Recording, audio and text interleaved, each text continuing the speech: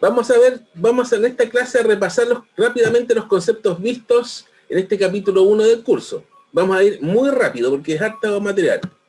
Primero, el tema de mediciones. Definición básica. ¿Qué es medir? Medir en términos simples es comparar una unidad seleccionada con el objeto o fenómeno cuya magnitud física se desea medir para averiguar cuántas veces esa unidad está contenida en esa magnitud. Un ejemplo, si quiero agarrar, por ejemplo, este plumón de pizarra. Voy a fijarme que que la longitud de este plumón de pizarra es una unidad de medición. Le voy a poner, por ejemplo, un P, como de que defino un P como unidad de medida, como la longitud de un plumón de pizarra recargable de estos. Ya se me borró la marca de este, ¿ya? Un plumón de pizarra. Entonces eso yo lo puedo hacer, esto lo puedo ocupar, por ejemplo, para medir la longitud de este computador, del PC donde estoy haciendo la clase. Entonces yo puedo, lo que voy a hacer es ver cuántas veces esta unidad está contenida en la longitud que quiero medir, por ejemplo, la longitud del ancho del notebook del cual estoy haciendo la clase. Entonces yo hice la medición acá y me da 2,5. Entonces puedo decir de que el largo de que la longitud del ancho del notebook es 2,5 veces P o 2,5 P. Eso en términos simples es medir. De esa manera similar se definen todas las unidades, como el metro, el centímetro, etc. Y eso también en otras cantidades físicas. ¿Ya? Las mediciones de los instrumentos tienen un límite en cuanto a la precisión, y esta precisión instrumental nos indica que toda medición tiene un margen de error. O sea, siempre cuando miden hay un error porque los instrumentos, por muy precisos que sean, pueden dar una precisión hasta cierto punto nomás. Y cuando las circunstancias no exigen una precisión más allá de lo que pueda dar el instrumento, hay que entrar a hacer estimaciones, y en esas estimaciones siempre hay una posibilidad de error.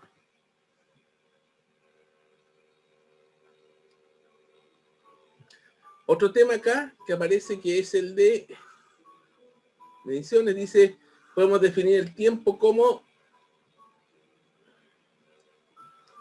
aquello que transcurre, pero que es transcurrir según la raya transcurrir, es dicho generalmente el tiempo pasar a correr. Esto tiene que ver con el tema de la definición operacional. De que en general nosotros definimos las cantidades físicas en función a un método de medición. O sea, definir el tiempo de esta forma, que es la definición que encontré en un diccionario, en términos de física nos resulta útil. Pero si defino el tiempo en torno a una cantidad, o por ejemplo defino, por ejemplo, el segundo. Si yo defino una unidad, por ejemplo, un segundo, tengo que definir en torno a una referencia. Y esa referencia puede ser típicamente 1,86.000 partido en 400 de un año estándar. O sea, si tomo un año estándar y lo divido en 86.400 partes, cada una de esas partes es un segundo.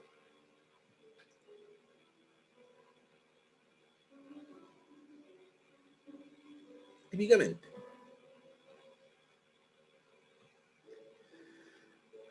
A ver, aquí tenemos el clásico ejemplo un clásico de la Universidad de Santa María, un carnet de identidad de un señor llamado Email Suárez.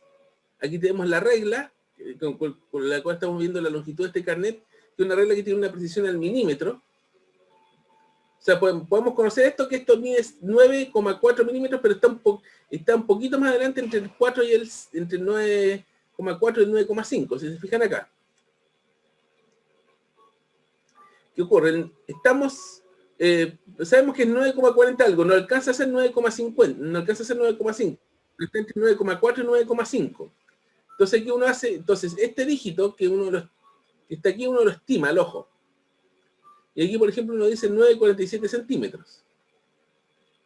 ¿Qué sucede aquí? Que la centésima de milímetro la hemos determinado al ojo. Aquí hay algo que a propósito de ojo, aquí hay un error ortográfico que me causó dolor de ojos.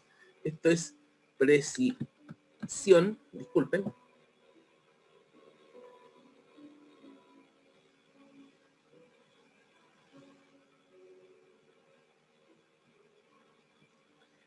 Entonces, la centésima de milímetro la hemos determinado al ojo. Por lo tanto, esa medición puede tener un error porque es una medición estimada. Y como la aproximación la hacemos al ojo, decimos que el instrumento es analógico. ¿Ya? El error en un instrumento analógico corresponde a la mitad de la precisión. Entonces podemos hacer de que, si consideramos solamente el error de medición, podemos decir que el valor medido acá va a ser 9,47 más menos el error que es la mitad de la precisión. La precisión de este instrumento es 0,1 centímetros, por lo tanto, el error de la precisión va a ser la mitad de eso, 0,05 centímetros. ¿Ya? Aquí tenemos la definición de valor estándar. La definición estándar indica que tanto los datos de una muestra tienden a estar agrupados cerca de su media, también denominada el valor esperado, o que tanto los datos se alejan de la media. Esta expresión ustedes la conocen, la sumatoria de los errores al cuadrado con respecto al promedio partido por el número de datos, todo eso en raíz cuadrada.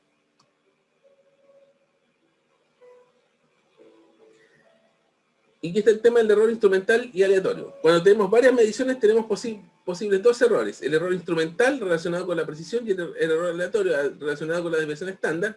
Y lo que se hace es informarse el mayor de los dos errores. ¿Ya? Y aquí tenemos un ejercicio que lo voy a hacer. Voy a pasarme la pizarra para hacerlo. Dice, se realiza una serie de mediciones de tiempo con un cronómetro graduado en decenas de milisegundos, obteniéndose un promedio de 5.315 milisegundos y una desviación estándar de 3 milisegundos.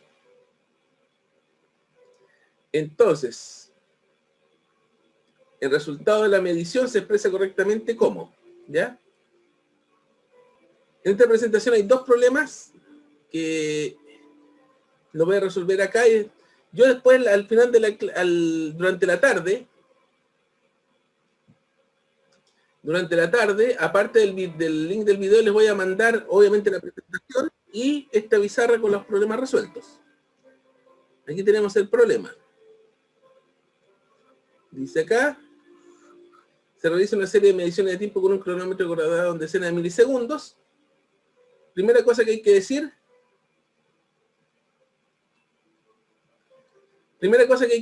La medición se expresa como promedio más menos error. Voy a escribir esto aquí.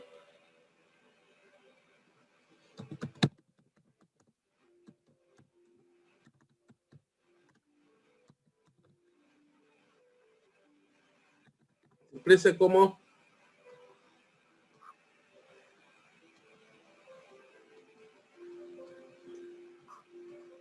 promedio más menos un error. Que este puede ser instrumental. Entonces, con eso se descarta inmediatamente la D. Con solo ese dato,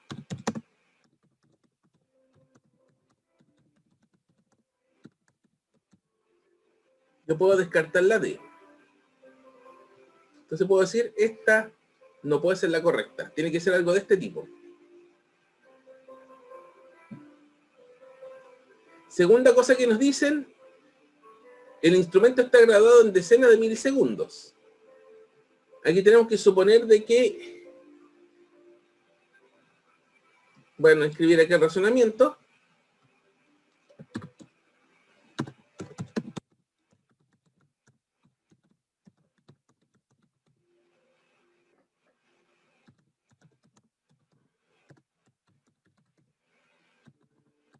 En decenas de milisegundos.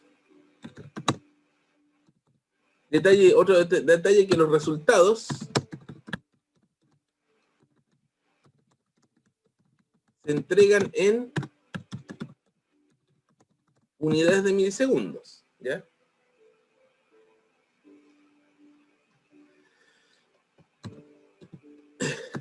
¿Cuál sería la precisión del instrumento?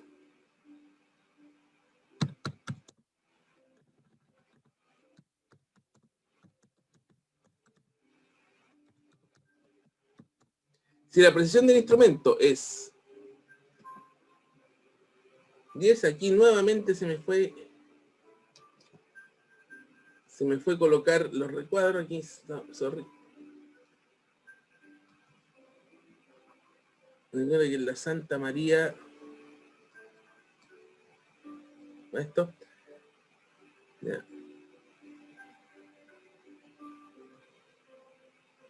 La precisión del instrumento en este caso es 10 milisegundos, porque nos dice que nos entregan los datos en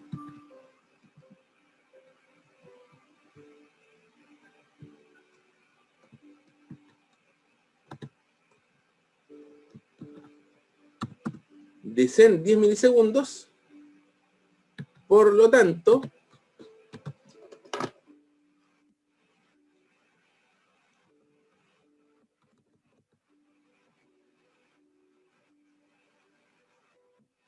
bueno, podemos establecer que el error instrumental, ¿cuánto será el error instrumental? ¿Alguien me podría explicar?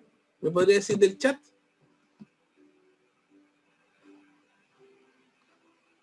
¿Cuánto es? O a viva voz mejor, porque se me perdió el chat. Es la mitad. Claramente. Sí, diga.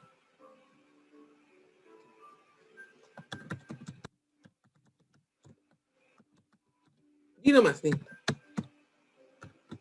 realmente aquí el instrumento es analógico, porque ¿cómo vamos a saber que el instrumento es analógico? Porque el error del instrumento, si fuera el instrumento digital, el error digital estaría en las décimas de milisegundo. O sea, la precisión, si el cronómetro está grabado en décimas de milisegundos, estamos entregando resultados que llegan a la unidad de milisegundos, entonces quiere decir que el error es que el instrumento es análogo. Si fuera digital, si estuviera grabado en décimas de milisegundos, lo más que podría entregar es décimas de milisegundos, nada más. Instrumento analógico. Por tanto, ¿cuánto será el error instrumental?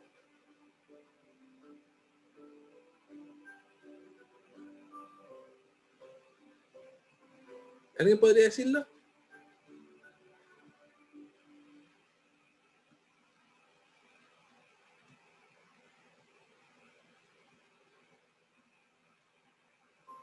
Ok.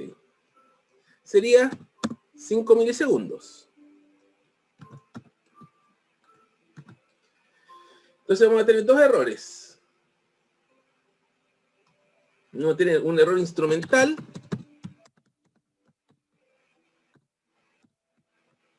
y tenemos un error aleatorio. El instrumental es 5 milisegundos y por enunciado nos dicen que el error aleatorio, que es la desviación estándar, son 3 milisegundos.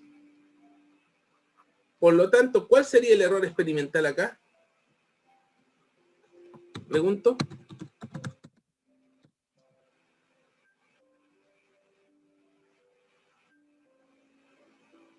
El criterio es que se quede el mayor. Por lo tanto, el experimental es 5 milisegundos y por lo tanto la cantidad medida serían el promedio, que son los 5.315 más menos 5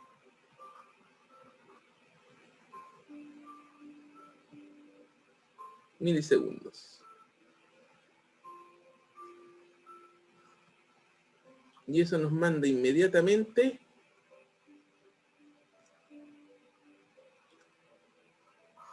a esta alternativa como correcta, la C. No sé si hay dudas con esta pregunta. Ya. Ahora vamos a ver el Sistema Internacional de Unidades, que son todas estas típicas unidades, que son metro, segundo, las que van a interesarnos más, que son metro, segundo y kilo, kilos de masa, metros de distancia, segundos de tiempo, esta es amper, que es corriente eléctrica, Kelvin, que es temperatura, mol, que es cantidad de sustancia, y que esta es candela, que es luminosidad. ¿Ok? Esas son las unidades básicas. Aquí tenemos el clásico tema de los prefijos. Aquí tengo una lista de los prefijos para armar unidades, múltiplos y submúltiplos. El hecto 10 a la 2, kilo 10 a la 3, mega 10 a la 6, la equivalencia decimal, la potencia de 10 asociada. Tal como dice aquí, en el ámbito científico e ingeniería siempre debemos tener en cuenta las unidades con las que se trabaja y debido a la variedad de ellas que existe para una misma cantidad física es que debemos conocer una forma apropiada de transformar unas a otras. Fijarnos en las unidades que queremos cambiar y multiplicar por un 1 conveniente. Por ejemplo, si queremos transformar 56 centímetros a metros, lo que hacemos es multiplicar por 1 metro dividido en 100 centímetros. En equivalencia que 1 metro, acuérdense que lo vimos en algún momento, de que 1 metro equivale a 100 centímetros, es lo mismo que decir que 1 metro partido en 100 centímetros es 1. Esto de aquí es que, a pesar de que el número es diferente de 1 si consideramos las unidades, vemos que en realidad el numerador y el denominador son equivalentes, por lo tanto es una forma conveniente de multiplicar por 1. Si queremos transformar 56 centímetros a kilómetros, ahora agregamos, aquí multiplicamos por otro 1 conveniente, que es un 1 conveniente formado por 1 kilómetro y 1000 metros. Y con eso, después, operando matemáticamente, podemos simplificar centímetros con centímetros, metros con metros, nos quedan kilómetros, y llegamos a esta situación.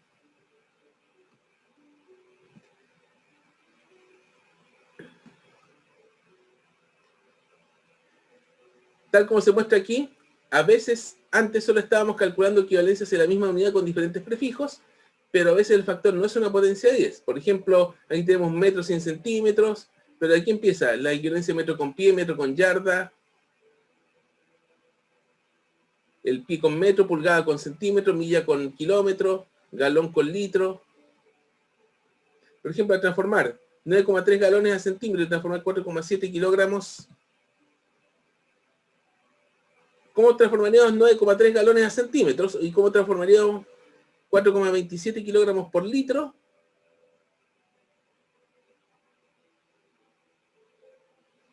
A gramos partido en decímetro cúbico. Voy a intentar hacer esto, a ver.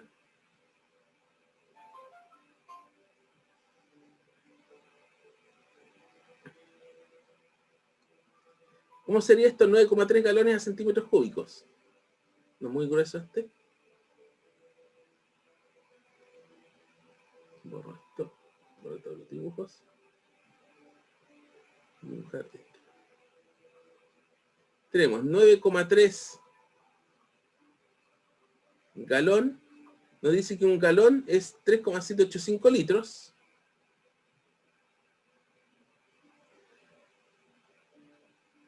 Falta aquí una equivalencia. Sí, aquí lo dan. Tenemos de que el galón no podemos pasar a litros, porque sería 3,875 litros es un galón. Con eso simplifico los galones y me quedan litros. Y quiero pasar a centímetros cúbicos, que es cc. Entonces tenemos 1000 centímetros cúbicos, que es lo mismo que cc, partido en 1 litro. Entonces se me dan los litros. Y con esto nos va a quedar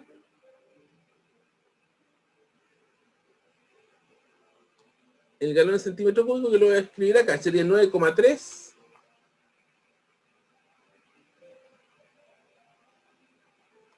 Sería 9,3 por 3,785 por 1000. Sería 35.200,5. Voy a anotar aquí 35.200,5 centímetros cúbicos. Transformar 4,27 kilogramos partido litro a gramos partido por decímetro cúbico. Hay que decir que falta aquí colocar una equivalencia que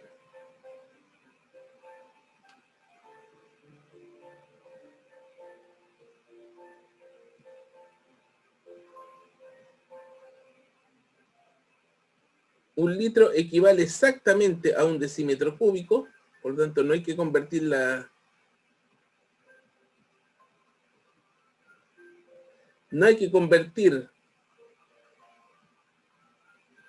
el litro, porque el litro ya es decímetro cúbico, hay que transformar los kilogramos a gramos. Entonces tenemos... Profe, se equivocó en escribir los litros. ¿Por qué? Porque usted puso 3,875 785. y son 785. Tienes razón. Tienes toda la razón, porque esto es 785. Genial. De todas maneras, la multiplicación la hice bien. Ah, ya, qué bueno. Entonces, 785, perfecto. Gracias. Y multiplicamos 1000 gramos por 1 kilo. Y esto nos va a quedar 4.270 kilogramos. O gramos, quiero decir.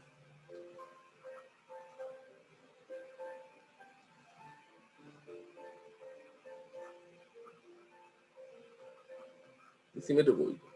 ¿Dudas con esto? ¿No encontré alguna otra cosa? Feedback, por favor, ya sea vía voz o por... ya sea de voz o de... o por chat.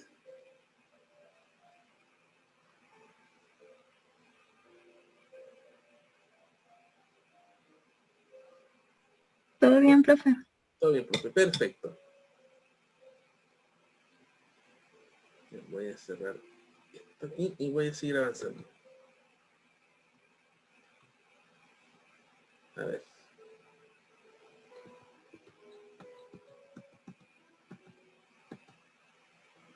De hecho, aquí está resuelto.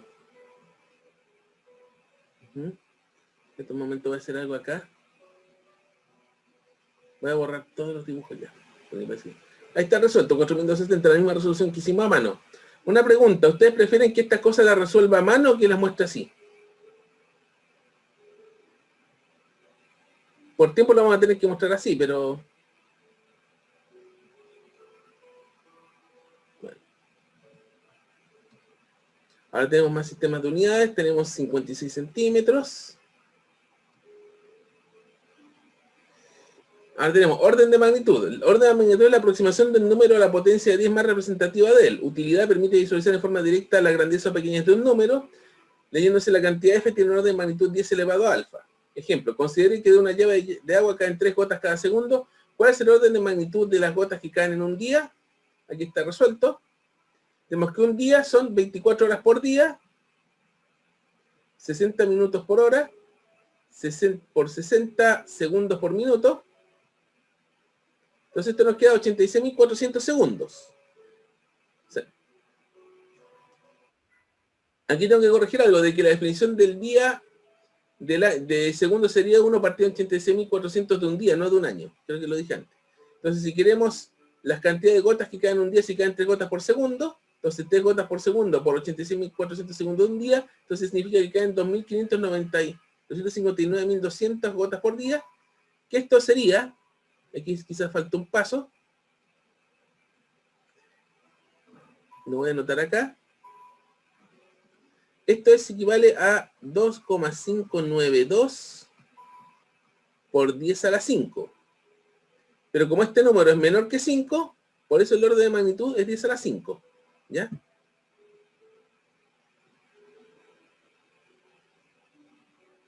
Ok. Seguimos. Y este problema lo voy a resolver en pizarra, dice. El orden de magnitud de la siguiente expresión será... nos dan esta expresión y nos piden calcular el orden de magnitud. Ahí tenemos el mismo problema.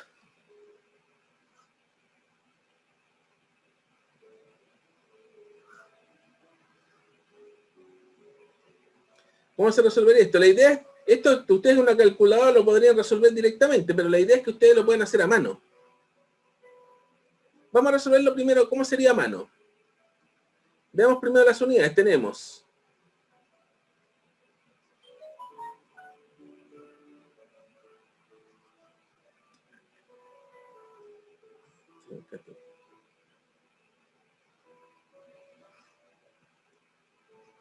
las unidades serían newtons por metro al cuadrado partido en kilogramo al cuadrado por kilogramos partido en... esto está elevado al cuadrado, metro al cuadrado. Se van los metros al cuadrado, se va un kilogramo. Entonces esto nos queda en newton partido en kilogramo. Las 5 alternativas aparecen newton partido por kilogramo. Entonces, voy a resolverlo con orden de magnitud. Este es 6,674 por 10 a la 11. Sería 10 por 10 a la menos 11, porque el orden de magnitud de este sería 10 por 10 a la menos 10, porque este 6,674 lo aproximamos, lo tiramos a 10. Por arriba, 5,9 por 10 a la 24, más cercano a 10 a la 25. Partido en 6 por 10 a la 6, que es más cercano a 10 a la 7, entonces esto podría ser más bien cercano a 10 a la 7 al cuadrado. Entonces esto nos quedaría 10 a la 15, y abajo nos queda 10 a la 14, y esto es más cercano a 10 a la 1. ¿Está 10 a la 1 por ahí? Sería esa, 10 a la 1. Ahora, solamente para efecto de comprobación, porque quiero resolver el asunto directo, ¿ya? Con calculadora, 6.674 exponente menos 11 por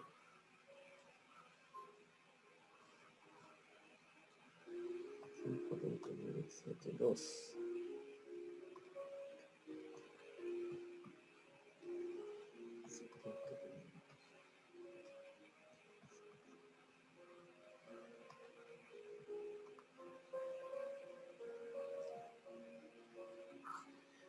Aquí es el cálculo del valor exacto. Es 9,4307, que eso es del orden de magnitud de 10 a la 1. O sea, estamos claros, la aproximación que hicimos es razonable, y por lo tanto esta alternativa es la correcta. ¿Dudas con esto?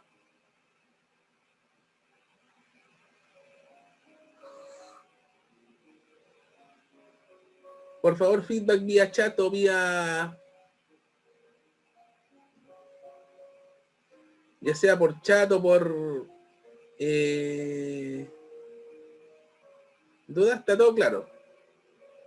¿Cómo hice la estimación de los exponentes? Me pregunta Pedro. Lo que hice fue sacar el orden de magnitud de cada uno de los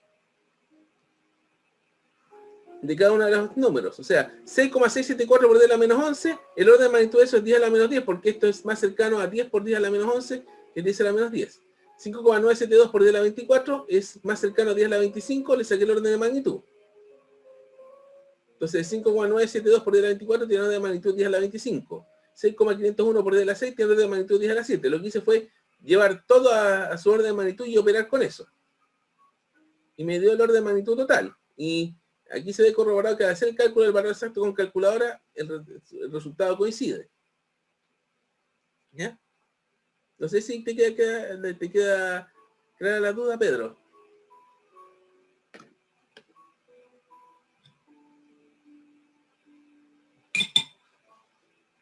Uh-huh.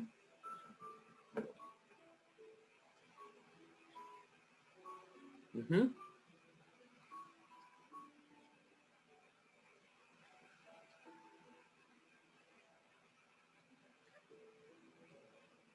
Ahora vuelvo a la presentación. Estamos en este problema. Aquí está. Ahora entramos al tema de vectores. Definición de escalar y vector. Todo concepto físico que quede definido solo por su magnitud se define como cantidad escalar, que obedece a la álgebra común, que es masa, la cantidad como masa, tiempo, densidad, y otras. Energía también. El vector es todo concepto físico que quede definido mediante su magnitud y su dirección es un vector y obedece a lo que se llama álgebra vectorial. Aquí tenemos como cantidades físicas fuerza, velocidad, aceleración, desplazamiento. Entonces aquí tenemos las características de un vector. Tenemos el origen o punto de aplicación, el extremo. Esta sería la magnitud del vector. La recta y la flecha dan la dirección y esta sería la línea, y esta recta sería la línea de acción. Ahí tenemos los parámetros básicos de un vector. Ahí tenemos la definición de suma por el método del triángulo. Considere los vectores A y B. Aquí tenemos los pasos. Escoge uno de los vectores y dibújalo. Pone el vector que quiere sumar a continuación del primer vector elegido. El vector resultante es un vector que nace en el origen del primer vector escogido hasta la punta del último vector sumado. Creo que eso lo expliqué de forma bastante exhaustiva en una clase que hice sobre vectores. ¿Ya?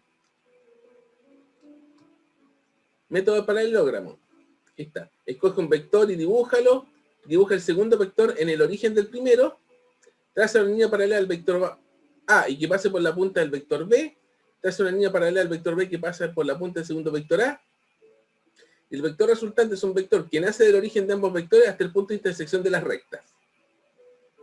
Y es la explicación más o menos que di hace un tiempo atrás.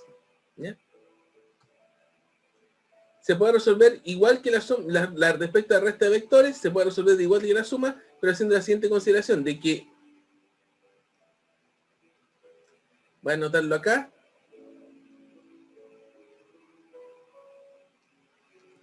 de que el vector A menos B es igual al vector A menos B. O sea, si este es el vector A y este es el vector B, para restarlo tengo que sumarle el vector menos B y este vector aquí que se llama T es lo que se llamaría el vector resta. ¿Ok?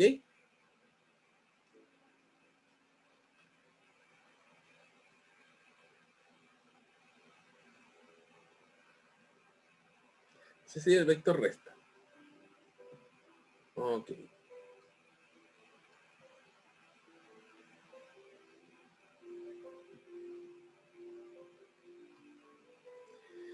Multiplicación por un escalar. Al multiplicar un vector por un escalar positivo, la magnitud del vector podría cambiar, su dirección no cambia.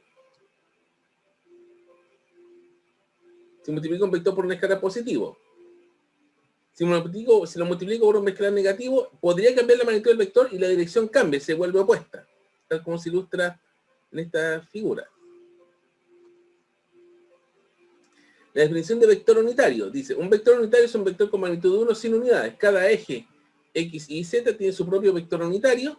Su única finalidad consiste en describir una dirección en el espacio. Por ejemplo, usando estos vectores unitarios podemos escribir este vector. Por ejemplo, si consideramos este el eje X, este eje Z, este vector C se puede escribir como 3 y tongo más 4J tongo, que es lo que se llama la forma canónica. Y la magnitud de este vector se obtiene calculando la hipotenusa de este triángulo rectángulo donde los catetos son 3 y 4, entonces la magnitud de ese vector va a ser 5. También se dice, muchas veces es necesario encontrar que un vector unitario que disponga del mismo sentido, un vector unitario que disponga del mismo sentido del vector en cuestión. Este vector se calcula dividiendo dicho vector por su módulo. Entonces este sería el vector unitario en la dirección de C, y también lo podríamos expresar como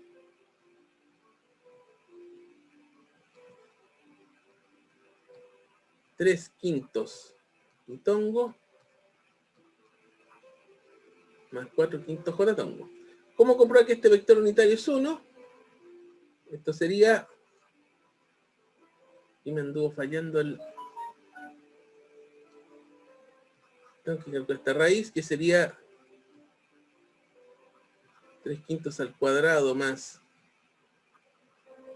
4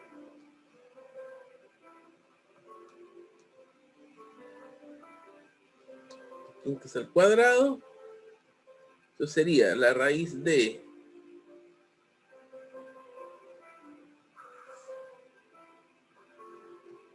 9/25 más 16/25. Ya, tengo que tirar esto.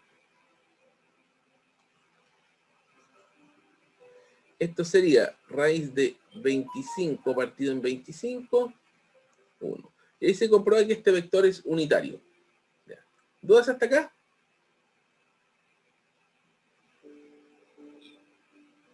¿Dudas hasta acá? Profe, entonces, si tengo un vector y lo multiplico o por un número negativo o positivo, ¿se mantiene la dirección? O sea, cuando es negativo no, pero No. cuando es positivo, Sí, pero decimal igual, por ejemplo, por 0,5 igual, ¿se mantiene? se mantiene la dirección, pero su magnitud se reduce a la mitad. Ah, ya, gracias, profe. Ok.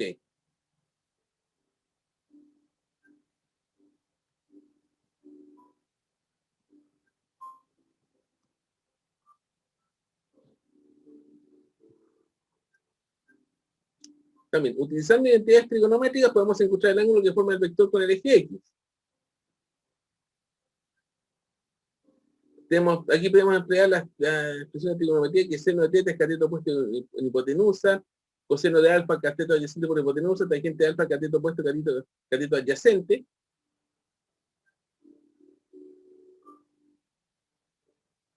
Por ejemplo, si tangente de alfa es 4/3, ustedes pueden usar la calculadora y pueden determinar la tangente a la -1 de 4/3. Suponga que la magnitud del vector es 6 y forma un ángulo de 30 grados con la horizontal. Podemos escribir las componentes cartesianas de este vector usando las identidades trigonométricas. Tenemos de que seno de 30 es i partido en 6, de donde aquí decimos que la i es i 6 seno de 30. Coseno de 30 es x partido en 6, de donde x es 6 coseno de 30.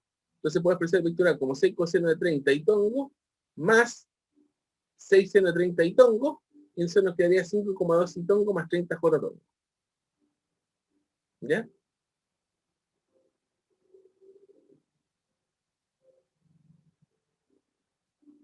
Consideramos este ejercicio.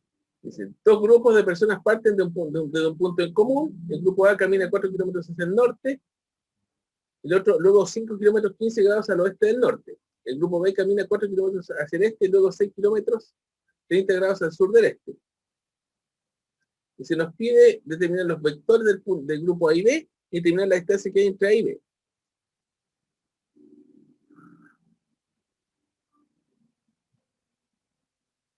Entonces el vector A1 tiene esta trayectoria, se mueve primero en dirección 0 y tongo más 4 kilómetros y después se mueve 15 kilómetros, 5 kilómetros 15 grados al oeste del norte. O sea, se para en el norte y gira 15 grados hacia el oeste. Por eso tiene esa dirección. Puedo expresar este vector como menos 5 seno de 15 grados y tongo más 5 coseno de 15 grados j tongo. Sumarlo, tengo los dos vectores expresados en forma canónica, los sumo y obtengo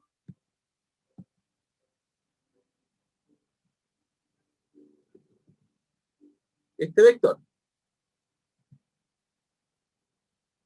El vector B lo mismo. Primero se mueve 4 kilómetros hacia el este. Después se mueve 6 kilómetros 30 grados del sur al este. O sea, me paro del este y giro 30 grados al sur. Y por eso tiene esa dirección. Después eso me queda 6 coseno de 30 y tongo. Menos 6 seno de 30 j tongo. Se suman estos dos y nos va a quedar 9,2 y tongo menos 3 j tongo. Y si nos pide tener la distancia entre A y B, podemos encontrar de que el vector A más el vector R es igual a B. Si podemos encontrar este vector de desplazamiento, podemos encontrar este vector entre A y B. De esta manera, entonces el vector R va a ser el vector B menos el vector A. Podemos encontrar ese vector R, y para calcular la distancia, ese vector R le calculamos la magnitud, que nos daría 15,8 kilómetros. ¿Ya? No sé si hay dudas con este.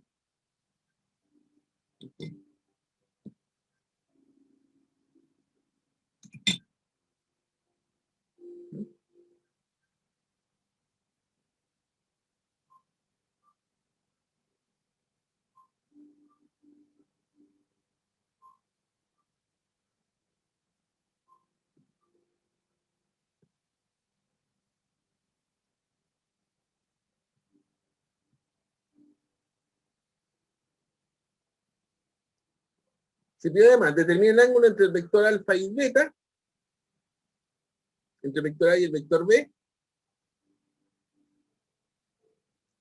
Eso aquí se puede determinar usando la regla del coseno, que sería r al cuadrado, y que aplicamos el teorema del coseno. Tengo la magnitud de R, tengo la magnitud de A, tengo la magnitud de B que las puedo calcular. Entonces simplemente aplicamos la ecuación del teorema del coseno y llegamos al ángulo θ, que es 116,2 grados. Y D se pide determinar las coordenadas que les debe dar el grupo A para llegar a B.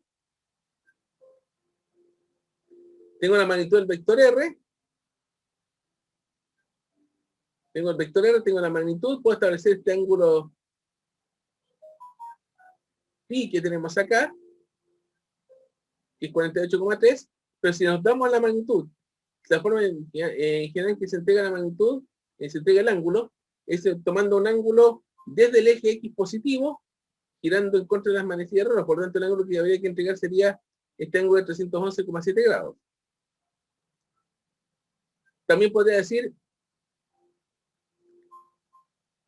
dirección sería 15,8 kilómetros en el cuarto cuadrante con un ángulo 48,3 grados con respecto al eje X. En el cuarto cuadrante, X positivo y negativo. ¿Ya? Entonces se puede expresar de diferentes maneras.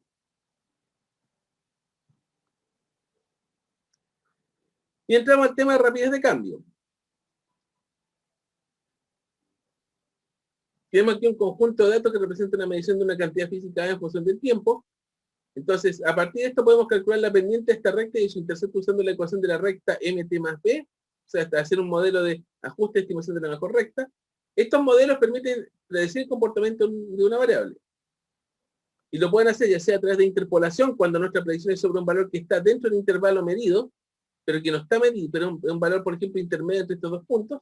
Y también se puede hacer lo que es extrapolación, que si nuestra predicción es sobre un valor que está fuera del intervalo medido. ¿Ya?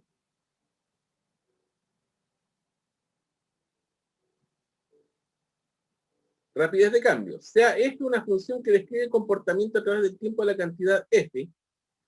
Y vamos a definir la rapidez media de cambio de la cantidad f como el cambio de f, f2 menos f1, dividido en el cambio de t, t2 menos t1. Y la rapidez media de cambio de la cantidad f entre los instantes t1 y t2 será la pendiente de una recta que corta la curva entre los puntos 1 y 2, que sería la recta secante. Voy a tratar de dibujar una recta acá, a ver si me lo permite. Texto, dibujar recta. Pretendo dibujar una recta que pase por estos dos puntos. Sería esa la recta. Esa sería la recta, que sería la recta secante, y la pendiente de la...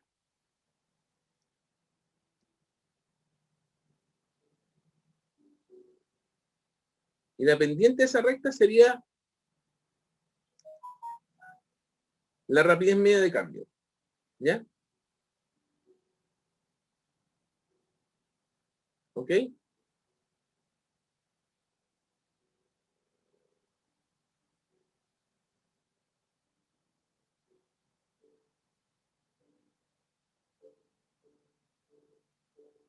Tenemos aquí también el tema del área bajo la curva. Voy a borrar los dibujos acá.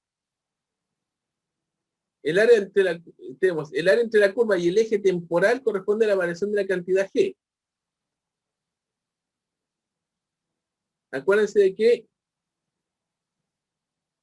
entre los instantes T1 y T2, delta G sería G de T2 menos G de T1. Déjenme hacer avanzar este.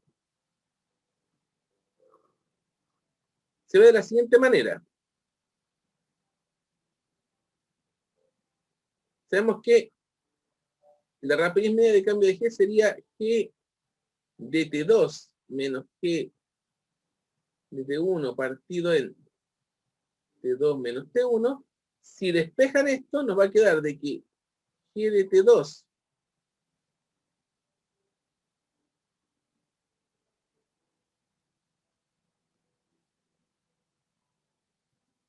menos G de T1 va a ser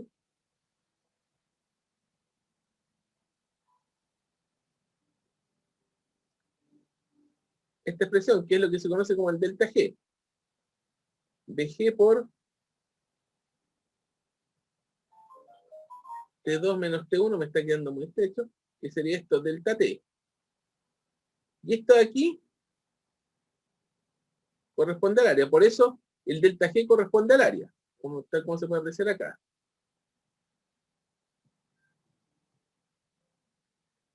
BG mayor que 0 sobre el eje temporal significa que la cantidad G está creciendo, y BG menor que 0 bajo el eje temporal significa que delta G es menor que 0 y la cantidad G está decreciendo. ¿Ya? Todo esto es un repaso rápido de conceptos. Estamos viendo. Y aquí tenemos el tema de la rapidez instantánea de cambio. Vamos a generalizar las ideas para definir rapidez instantánea de cambio de F, que sería delta Ft partido en delta T, con delta T tendiendo a 0. Nos aproximaremos a esta cantidad acercándonos lo máximo posible al punto por la izquierda y la derecha, calculando la rapidez mediante esos instantes de tiempo. También puede ser acercando el segundo punto al primero. Es una aproximación de una recta tangente al punto t, f. La rapidez instantánea de cambio de la cantidad de f de instante será la pendiente de la recta. Si este bf es mayor que 0, la cantidad de f está creciendo. Si es menor que 0, está decreciendo. Y con eso, si recuerdan, voy a retroceder para ver si puedo retroceder un poco. Un momento. Con eso, en este caso estamos dando la expresión de noción intuitiva derivada, porque en el fondo esto sería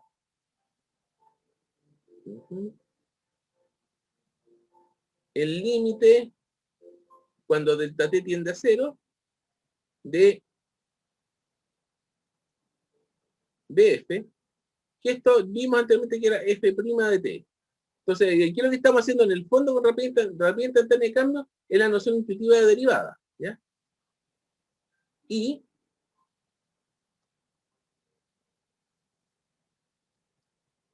el área bajo la curva,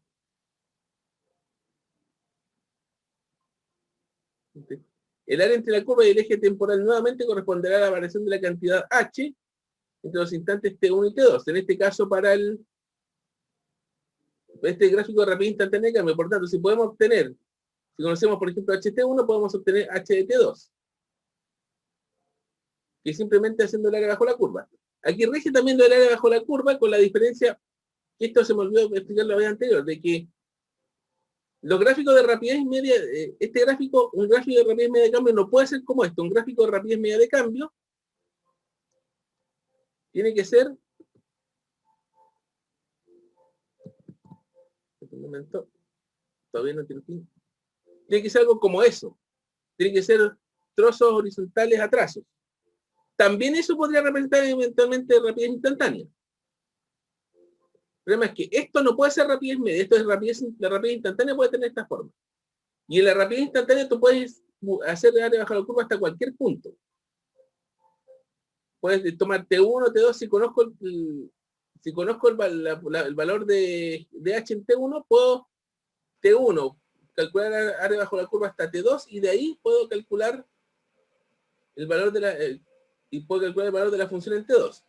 En el caso de la rapidez media, solamente puedo conocer en T1, en T2, en este T3 y en este T4. En los valores intermedios no puedo decir nada porque lo que tengo aquí son promedios. Este es el promedio de la variación entre 1 y 2, este es el promedio de la variación entre T2 y T3, este es el promedio de la variación entre T3 y T4. Por lo tanto, lo que sucede entre T3 y T4 no tengo idea, no puedo decir nada a partir de un gráfico de rapidez media. O sea, de este gráfico yo lo que puedo decir es un gráfico de puntos, como lo expliqué en la clase anterior. De este puedo decir una función completa en todos los puntos.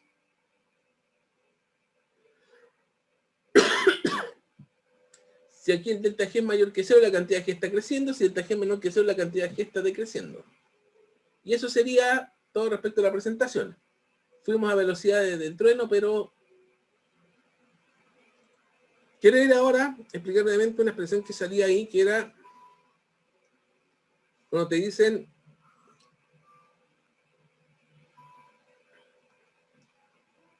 esta expresión, una cosa como 5 kilómetros, 45 grados al norte del oeste. Esta típica expresión, me gustaría explicar cómo se trabaja eso. Voy a colocar una regla general que es x grados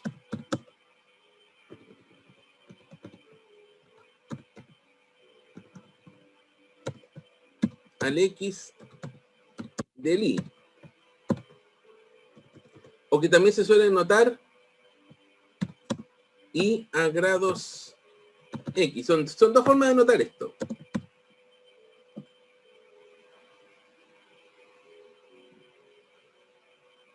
Esto también se suele denotar como oeste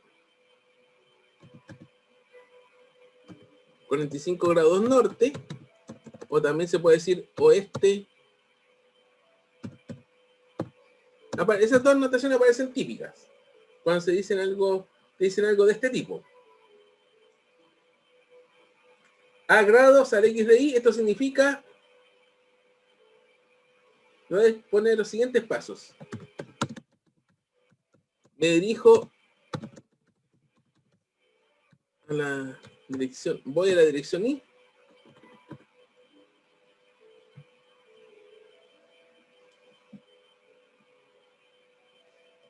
Es lo siguiente, dirijo el vector hacia el I y lo giro a grados hacia el X.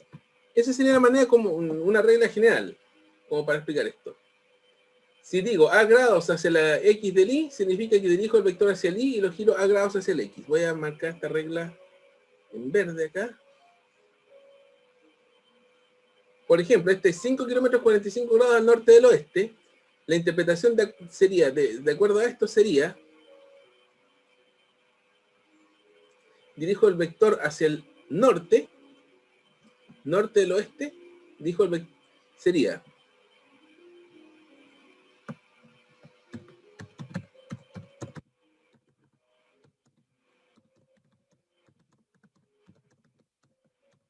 hacia el oeste y lo giro 45 grados hacia el norte. Y así similar para cualquiera de los casos en que se vean eso. ¿Cómo vamos a ejemplificar?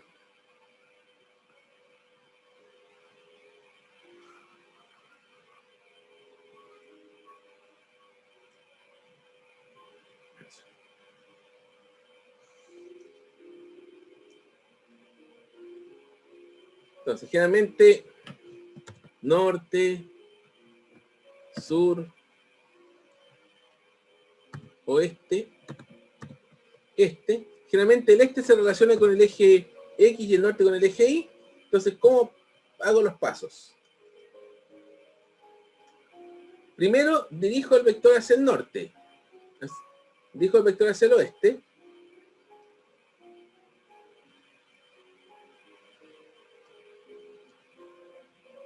Supongamos que esta es la magnitud del vector. Dirijo el vector hacia el oeste. Y después lo giro 45 grados al norte. Entonces lo que hago es girarlo de esta forma 45 grados. Y ahí tengo ubicado mi vector. No sé si queda clara esta forma de explicar el tema de norte del oeste, ese tipo de cosas. No sé si les sirve. ¿Me aclara algo? Creo que esto lo puedo correr un poquito más.